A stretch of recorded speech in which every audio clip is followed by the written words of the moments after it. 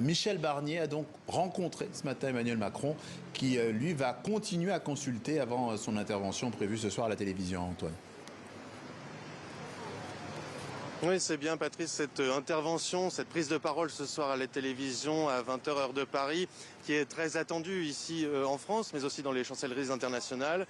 Ce que l'on sait depuis, c'est que depuis son retour d'Arabie Saoudite hier soir, à peu près au même moment où les députés votaient la motion de censure et où donc tombait le gouvernement de Michel Barnier, on sait que depuis le président français Emmanuel Macron consulte. Il a reçu logiquement la visite donc de Michel Barnier ce matin, qui devait lui remettre sa démission et celle de son gouvernement. À la mi-journée, c'était au tour de Yaël Braun-Pivet, la présidente de l'Assemblée nationale. Avant, cet après-midi, aux alentours de 15h heure de Paris, celle du président du Sénat, Gérard Larcher. Que dira le président français ce soir aux Français? Présentera-t-il le nom d'un nouveau Premier ministre? Prendra-t-il le temps de la réflexion? Ce que l'on nous dit ici à l'Élysée à la mi-journée, dans l'entourage présidentiel, c'est que le président veut aller vite. Et plus globalement, vous avez regardé la presse internationale. Comment cette séquence est-elle vue dans le monde ?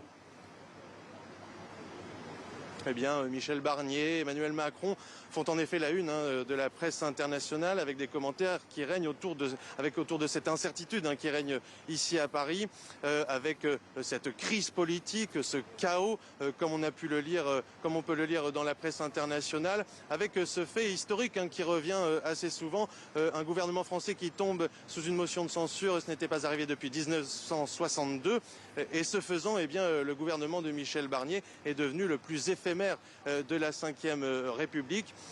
D'ores et déjà, on souligne aussi l'inquiétude dans les différentes chancelleries, à savoir que cette comparaison avec le voisin allemand n'est pas loin. Berlin qui est aussi dans une forme d'insécurité politique, et donc à Bruxelles notamment, on s'inquiète pour ces deux moteurs de l'Europe, comme on les appelle.